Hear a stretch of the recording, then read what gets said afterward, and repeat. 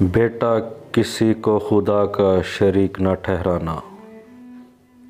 جب خلقت کے پاس آؤ تو زبان کی نگہداشت کرو۔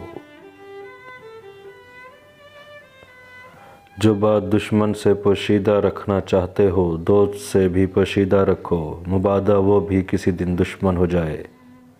جد و جہد نہ محتاجی کا باعث ہوتا ہے اور محتاجی دین کو تنگ، عقل کو خفیف اور مروت زائل کرتی ہے۔ مصائب سے مت گھبرائیے کیونکہ ستارے اندھیرے ہی میں چمکتے ہیں۔ حکمت و دانائی مفلس کو بادشاہ بنا دیتی ہے۔ وقت کی اگر قیمت ہے تو وہ اس کا صحیح استعمال ہے۔ کوئی چیز تیرے نزدیک نعمت آخرت سے محبوب تر نہ ہو۔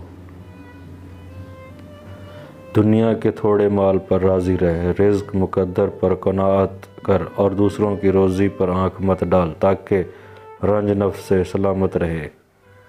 خاموشی کو اپنا اشعار بنا تاکہ شر زبان سے محفوظ رہے۔